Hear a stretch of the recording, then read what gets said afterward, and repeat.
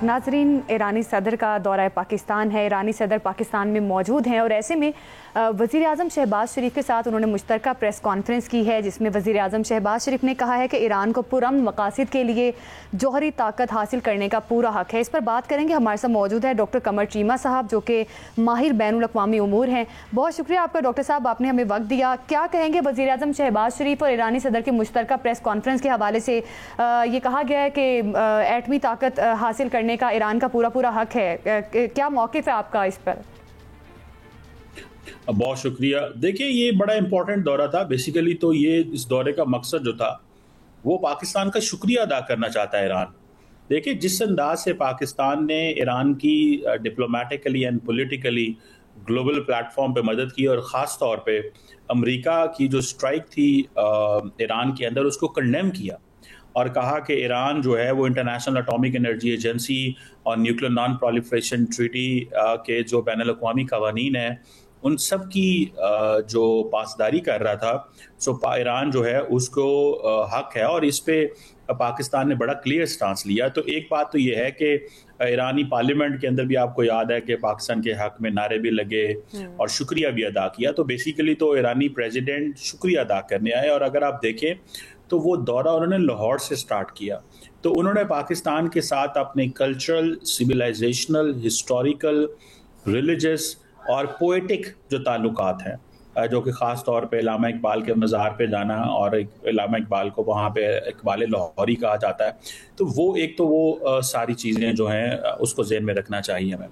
दूसरा, जो ये ईरानी लीडरशिप ने कहा है कि वो बायलैटरल ट्रेड को $10 अरब तक लेके जाना चाहते हैं और इस हवाले से काफ़ी जो है वो एग्रीमेंट्स भी हुए हैं, डिस्कशन भी हुई है, विच इज़ गुड।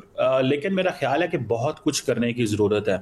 अभी भी ये जो दोनों ममालिक ने जो डिस्कशन हुई है उसमें अगर आप देखें तो असल में तो ये पहले भी काफ़ी दफ़ा ये बातें हो चुकी हैं कि हमें अपने ताल्लुकात को नहज को समझते हुए $10 अरब या इससे भी ज़्यादा ट्रेड को लेके जाना चाहिए। ये पाकिस्तान के लिए एक अपॉर्चुनिटी बहुत बड़ी है। ईरान के पास एनर्जी है और एनर्जी को हम इस्तेमाल कर सकते हैं अपनी। चीमा साहब, हम बिजनेस पे आपसे तफसीली अभी बात करते हैं, लेकिन प्लीज़ इस पे ज़रूर बताइएगा कि ये तो पाकिस्तान ने कह दिया, वज़ीर आज़म ने कह दिया कि पुरअमन न्यूक्लियर जो है वो ताकत बनना ईरान का हक है और पाकिस्तान के साथ जोरी मुआहदे भी हो रहे हैं। अमेरिका अब जो है इस पे ईरान अगर एटमी ताकत बनने जा रहा है तो अमेरिका का इस पे रिएक्शन क्या होगा? क्योंकि अमेरिका तो नहीं चाहता किसी तौर भी। अमेरिका ने तो कहा है कि बिल्कुल ना वो उस पे आए। देखिए, वो ईरान ने जो न्यूक्लियर नॉन प्रोलिफरेशन ट्रीटी के एग्रीमेंट साइन किए हुए हैं उसमें भी जारी बात है वो सिविलियन पर्पसेस के लिए इस्तेमाल कर सकता है। तो अमेरिका जारी बात है इस पे ईरान को रोकेगा, वो ईरान को अलाउ नहीं करने देगा कि वो न्यूक्लियर वेपन बनाए। उसकी वजह यह है कि अगर वो ये करता है तो फिर पूरे का पूरा जो मिडल ईस्ट के अंदर जो स्ट्रेटेजिक कैलकुलस है वो बदल जाता है। अगर आप देखें कि इजराइल इस वक्त एक कंप्लीट डोमिनेंस रखता है मेडिटेरेनियन सी से लेके बलूचिस्तान के पाकिस्तान के बॉर्डर तक इजराइल की पूरी डोमिनेंस थी और ईरान उसमें अपने आप का दिफा तो कर सके किसी हद तक, लेकिन न्यूक्लियर वेपन्स की वजह से सिचुएशन कम्प्लीटली बदल जाएगी और फिर वो सिर्फ ईरान नहीं लेगा, फिर सऊदी अरब और बाकी ममालिक हर कोई उस न्यूक्लियर रेस में चल पड़ेगा। तो मेरा ख्याल है कि अमेरिकन एडमिनिस्ट्रेशन ये तो कहती है कि हमने जो हमला किया था उस पर उनके जो मेजर न्यूक्लियर फैसिलिटीज़ पे नुकसान हुआ है, लेकिन मेरा नहीं ख्याल कि ये नुकसान हुआ है और अमेरिका कल को इसको रोकेगा। मज़ीद इजरायली इंटेलिजेंस एजेंसीज इसको ज़्यादा स्टडी कर रहे होंगे। देखें, आपको पता है कि ईरानियन जो एयर स्पेस है उस पर ईरान का कंट्रोल नहीं है, तो ऊपर ड्रोन्स घूम रहे हैं, जहाज घूम रहे हैं, इंटेलिजेंस ऑपरेटर्स क्या ऊपर चल रहा है ईरान को तो नहीं समझ। तो वो जितनी भी ज़्यादा जासूसी कर सकते हैं ईरान की वो करेंगे और वो ईरान को रोकने की कोशिश करेंगे। और आप देखिए, उनको एक मौका मिल गया कि उन्होंने अगर अमेरिका ईरान को दोबारा से रोकता है या कोई हमलावर होता है दोबारा ईरान पर, क्या लगता है पाकिस्तान की पोजीशन आप कहां पर देखते हैं? पाकिस्तान अमेरिका के साथ खड़ा होगा या फिर ईरान के साथ? देखिए, पाकिस्तान इंटरनेशनल लॉ के साथ खड़ा होगा, पाकिस्तान बैनुल-अक़वामी क़वानीन के साथ खड़ा होगा। पाकिस्तान ने पहले भी यही मौक़िफ़ अपनाया था कि हम ईरान की न्यूक्लियर प्रोग्राम जो सिविलियन पर्पसेस के लिए है उसको सपोर्ट करते हैं। तो वो तो देखिए, आपको पता है डॉक्टर साहब ये जो पाकिस्तानी वजीर दिफा और ईरानी वजीर दिफा की मुलाकात हुई है और उसमें जो बातें हुई हैं, तो दिफाई टेक्नोलॉजी के हवाले से और ख़ास तौर पे इस वक्त अगर देखें कि मार्का हक के बाद पाकिस्तान की जो टेक्नोलॉजी है उस पर बड़ी दुनिया में उसकी तारीफ़ें हो रही हैं, पाकिस्तान के जहाज़ों की और ये सारी, तो आप क्या समझते हैं इस सतह पे भी कोई बात हुई है? क्या पाकिस्तान ईरान को भी कोई टेक्नोलॉजी बेचने जा रहा है और उसकी दिफा में मदद करेगा? देखिए, मुझे ऐसे लगता है कि पाकिस्तान ईरान को शायद सपोर्ट कर सकता है, हेल्प कर सकता है ये बताने में कि हमारे पास ऐसी कौन सी इक्विपमेंट है। लेकिन ईरान को क्या चाहिए? ईरान को चाहिए एयर कैपेबिलिटी, और एयर कैपेबिलिटी के लिए वो ऑलरेडी चाइना के पास जा चुके हैं, एक बात, और वही उनकी इस कैपेबिलिटी को फुलफिल कर सकता है। हम उनको JF-17 थंडर या इस तरह के वेपन्स दे सकते हैं अगर हमारे ऊपर कोई मजीद सैंक्शंस ना लग जाएं, क्योंकि ईरान के साथ कारोबार करना थोड़ा मुश्किल है, एक बात। दूसरा ये है कि लॉन्ग रेंज मिसाइल ईरान के पास ऑलरेडी मौजूद है।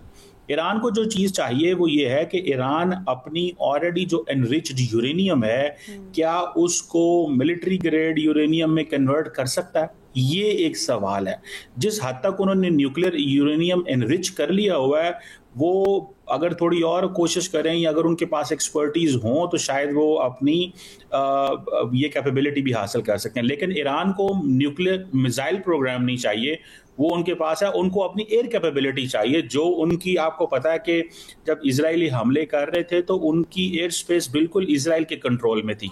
तो वो चीज़ में ईरान को कोशिश है, और वो मेरा ख्याल है चाइना ज़्यादा हेल्प कर सकता है। हम भी इंटरनेशनल कवानीन देखते हुए डॉक्टर साहब, ईरानी जो वजीर खारजा हैं उन्होंने तो कहा, अब्बास इराक़ची ने, वो तो कहते हैं कि इसराइल के साथ बाकायदा जंगबंदी नहीं हुई।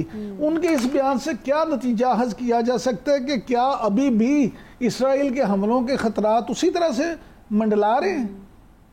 जी बिल्कुल। देखिए, इसराइल तो कभी भी हमला कर सकता है ईरान के ऊपर, और उनको पता चल गया कि ईरान की कैपेबिलिटी क्या है। ईरान इसराइल तक पहुंच तो सकता है, ठीक है, लेकिन ईरान क्या सारा अपना दिफा भी कर सकता है? ये सारी बात है।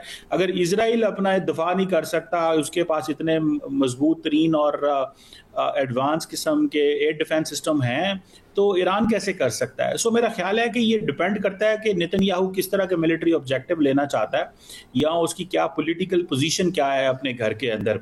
और सारी बात है, अमेरिका से भी पूछना उसको पड़ेगा, लेकिन अमेरिकी सदर तो कहते हैं मैं जंगें बंद करवाता हूँ। तो अब मेरा नहीं ख्याल कि वो शायद इजराइल को अलाउ करेंगे कि वो ईरान के ऊपर मजीद हमले करे।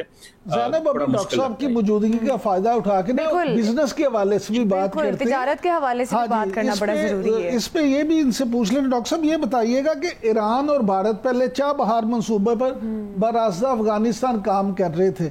अब अफगानिस्तान और ईरान जो है वो पाकिस्तान के जरिए से दुनिया में तजारत करना चाहते हैं, चीन से तजारत करना चाहते हैं, और ईरानी सदर ने तो यहाँ तक कह दिया कि ये रूट जो है वो यूरोप तक वसी हो सकता है। तो इस सारे मामले को आप किस तरह से देखते हैं? क्या वाकई ही जो पाक चीन वन बेल्ट वन रोड मंसूबा है उसमें ईरान बाकायदा शामिल हो जाएगा? देखिए, ये तो डिपेंड करता है कि चाइनीज इस पे क्या चाहते हैं, और दूसरा ये है कि चाइना क्योंकि बायलैटरली काफ़ी ज़्यादा तेल खरीद भी रहा है, लेकिन इन रिटर्न में वो ईरान को क्या दे रहा है वो तो सारी बात आप टाइम ही बता सकता है। लेकिन दूसरी इंपॉर्टेंट चीज़ ये है कि पाकिस्तान और ईरान का एक कंपटीशन ज़रूर मौजूद है, और उसमें इस वक्त इंडिया ये कोशिश कर रहा है कि हम अफगानिस्तान को कन्विंस करें कि वो ईरानी पोर्ट्स पे अपनी चीज़ें मंगवाए, ना कि पाकिस्तान की पोर्ट्स पे चीज़ें मंगवाए।